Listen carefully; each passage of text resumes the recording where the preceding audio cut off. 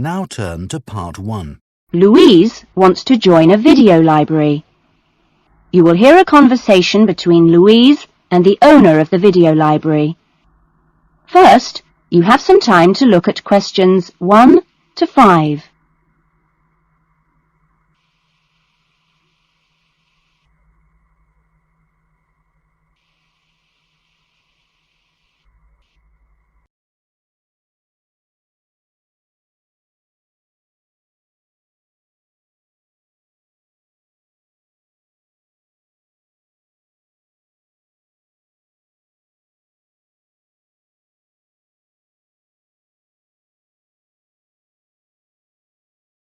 Now we shall begin. You should answer the questions as you listen, because you will not hear the recording a second time. Listen carefully to the conversation and answer questions 1 to 5. Oh, hello. I'd like to join the video library. OK, would you like to fill in the application form now? Yes, I can do it now. Hold on and I'll get a form. Now, I'll just ask you a few questions and then I'll get you to sign at the bottom. Right. What's your full name? Louise Cynthia Jones. Jones. Yes, that's right. OK. And what's your address? Apartment 1, 72 Black Street, Highbridge. Black Street. That's just round the corner, isn't it? Yes. OK, so the postcode is 2085, right? Yes, 2085. And your telephone number. I need both home and work. Home is 9835-6712, and work is 9456-1309. Do you need any ID or anything like that? Yes, we need your driver's license number. That is, if you have one. Yes, I know it off by heart. It's an easy one. 2020BD. Do you need to see it? Yes, I'm afraid I do. Here. Right, thanks. And could you tell me your date of birth, please? 25 July, 1977. That's the most important part out of the way, but could I just ask you a few questions for a survey we're conducting? Okay. Before the conversation continues, you have some time to look at questions 6 to 10.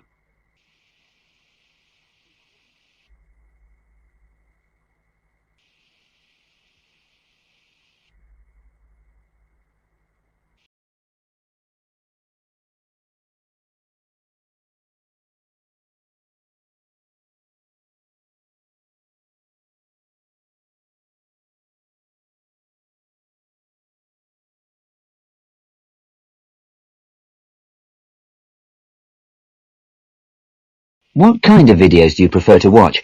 Have a look at this list.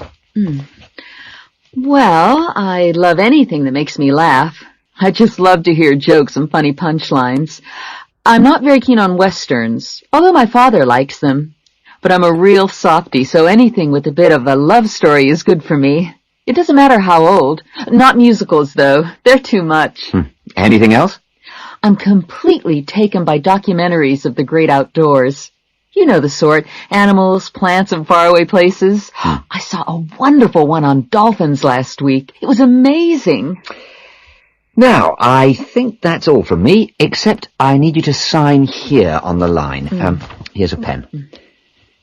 Oh, and I nearly forgot the membership fee. $25 refundable if you leave the library for any reason. There you are. And do I sign here? Yes, that's it. You can borrow videos now if you like, but your card won't be ready until next week. You can come and pick it up when you bring your first videos back. That is, if you want to take some now. Yes, I'd like to. I'll have a look around. Fine. That is the end of Part 1. You now have 30 seconds to check your answers to Part 1.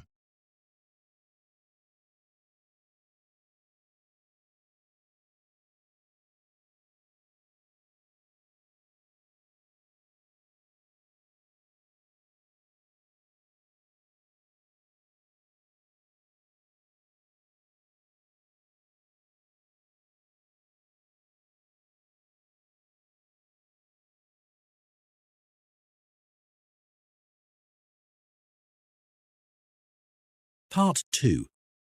You will hear a radio interview about an expedition across the Atura Mountains. First, you have some time to look at questions 11 to 15.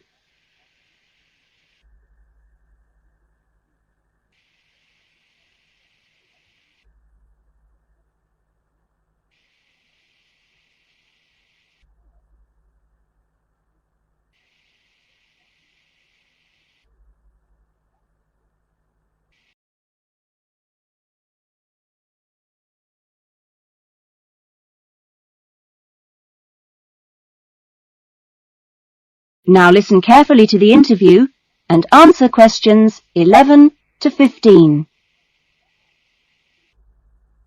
A dream came true in 1995 when, over 96 days of the spring and summer, an expedition of 4 men undertook what they believed to have been the first and only complete end-to-end crossing of Morocco's Atura Mountains.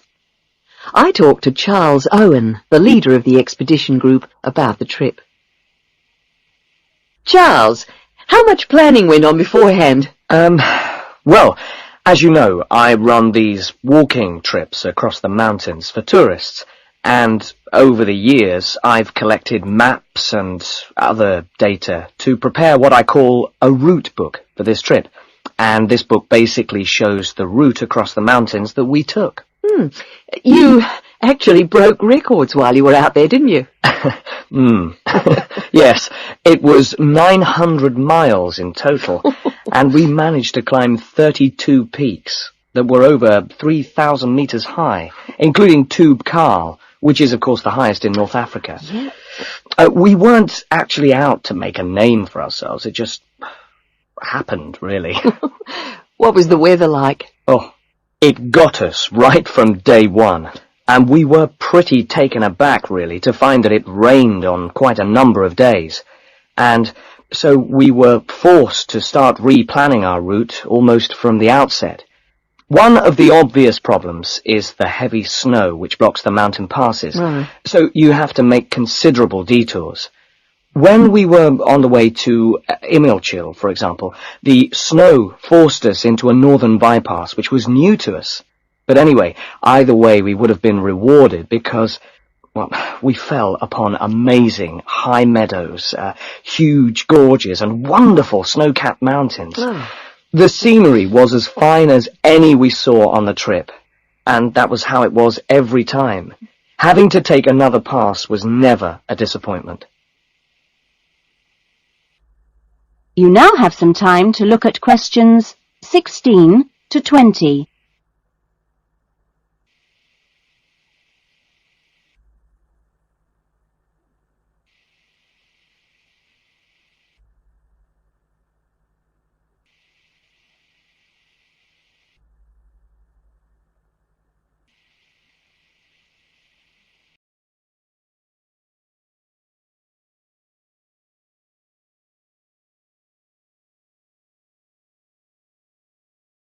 Now listen to the rest of the interview and answer questions 16 to 20. It was in many ways a social trip, wasn't it? Yes. We'd arranged to meet up with friends at various points on the journey. I mean, this was actually one of the purposes of the trip. And we managed to keep all these dates, which, well, it's amazing, really, considering the detours we made. An old friend acted as a sort of transport organizer for everyone, and the Hotel Ali in Marrakesh was a good social base. I'd really recommend it, although I can't remember who runs it. Anyway, groups of friends actually joined us for 3-week stints, and others just linked up with us. Some, whom we hadn't met before the trip at all, tagged on for short bursts, people from the area who just came along for the ride.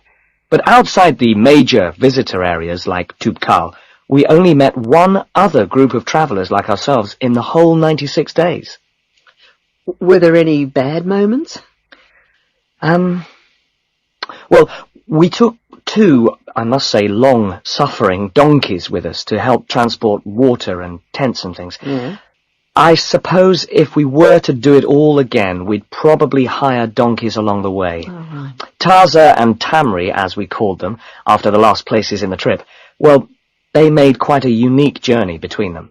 And, well, but it was continuously demanding for them. On both the really high summits, they took diversions that were quite out of character, and I can only assume that it must have been due to tiredness. Well, thank you. And Charles has put together a video about this journey and continues to lead groups to the Atura Mountains. So if you want further information... That is the end of Part 2. You now have 30 seconds to check your answers to Part 2.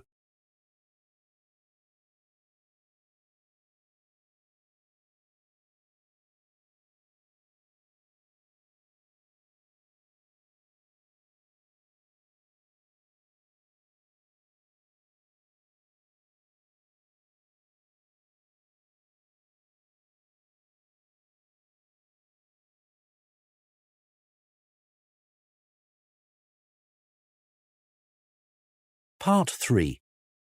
You will hear a woman inquiring about a media studies program. First, you have some time to look at questions 21 to 25.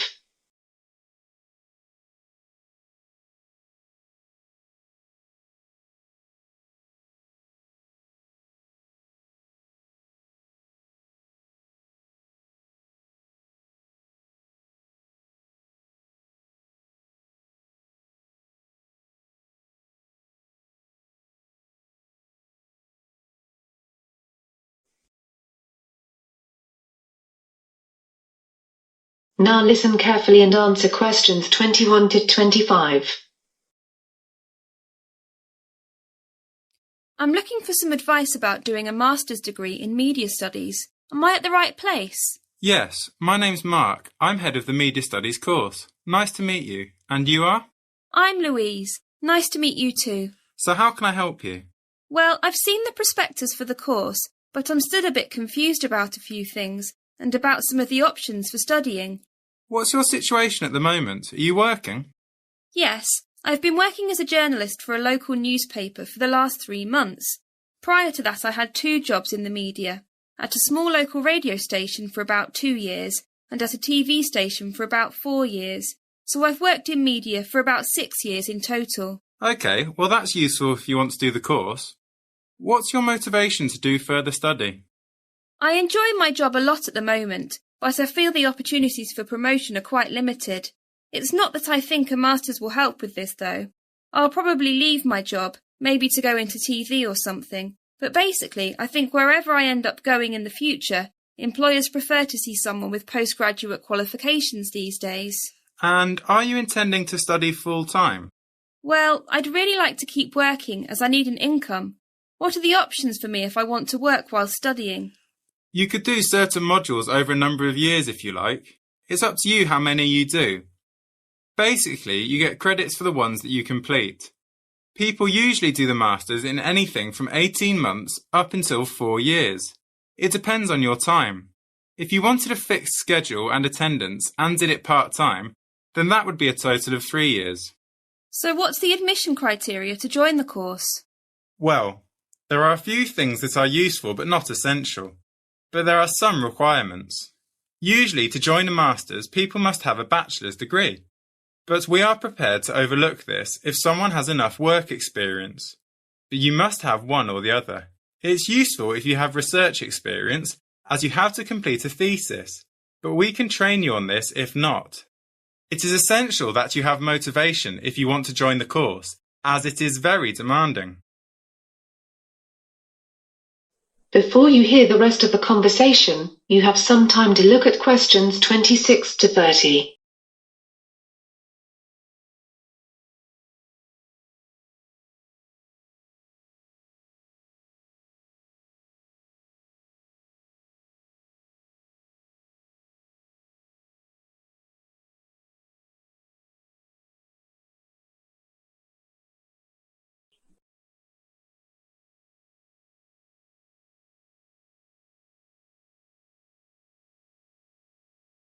Now listen carefully and answer questions 26 to 30.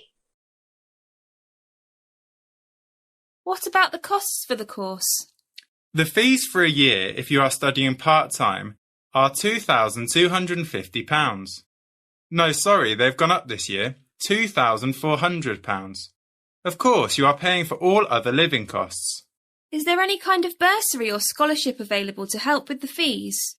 Yes, there are things available, but you have to meet the criteria to get funding. Often, though, the university will actually contact you about funding. Universities have a certain budget available to provide funds, so they will look for the best students and offer them something if they think they will be suitable. You would have to have a firm offer in place to join the course, though, before you'd be considered for any funding. Where can I go to find out more about it? The best place to look for information about funding is on our university website. All the details about whether you're eligible, what help is on offer, and how to apply will be there. If you can't find the information you're looking for, you can always come and speak to us again, and there will be a number you can ring. OK, thanks for that. And is it easy to get hold of you if I need to speak to you further? Yes, I'm here most days, but you can always phone the office first to check. It's best to book an appointment in case I'm not around. That is the end of Part 3. You now have 30 seconds to check your answers to Part 3.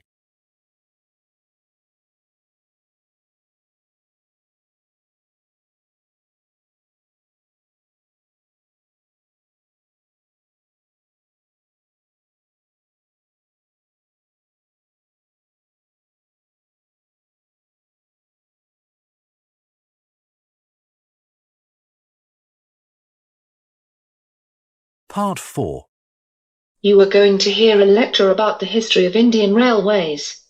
First, you now have some time to look at questions 31 to 40.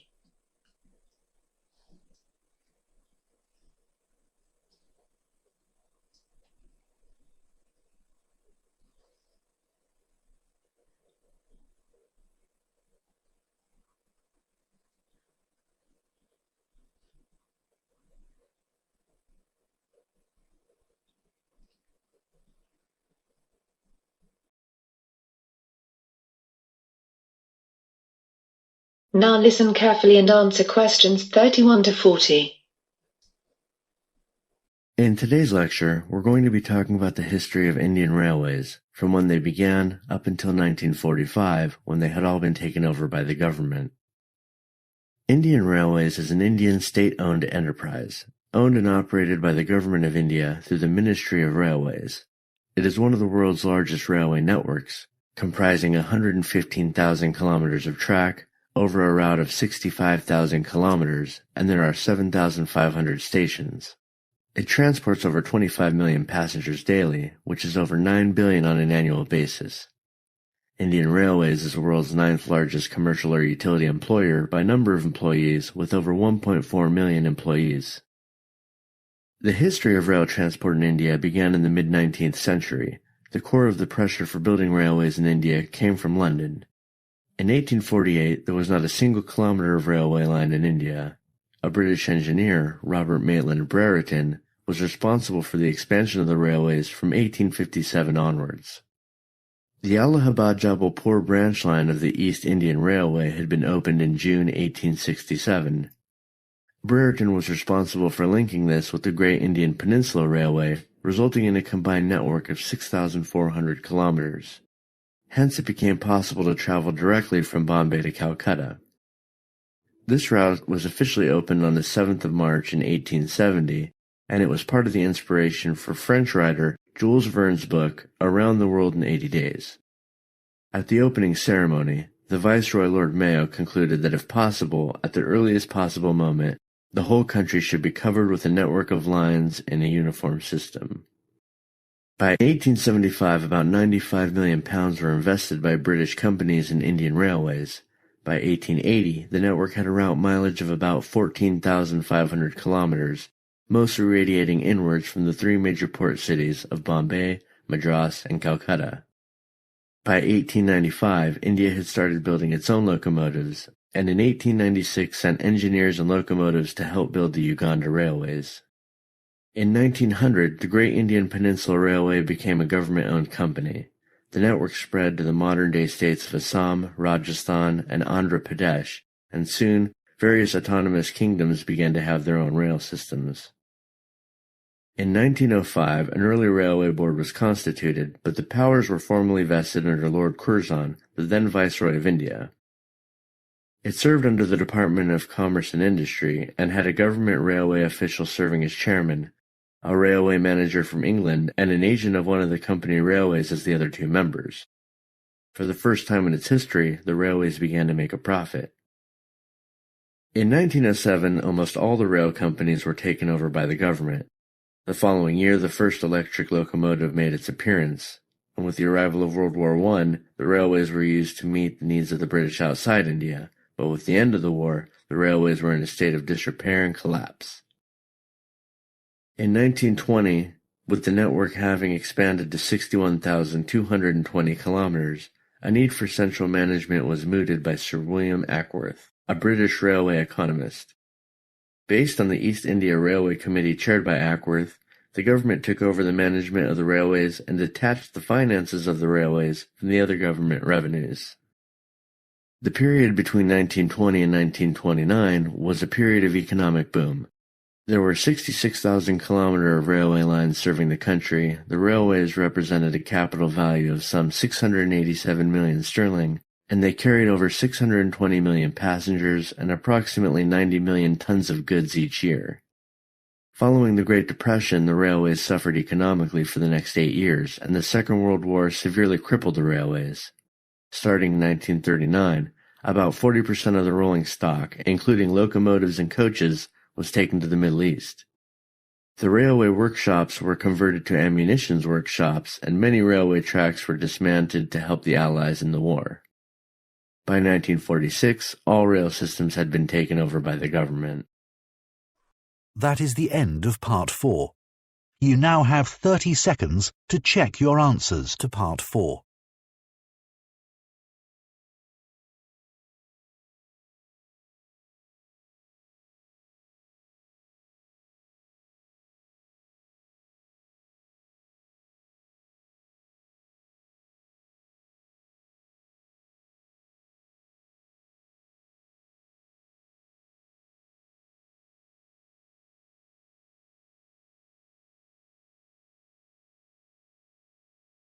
That is the end of the listening test.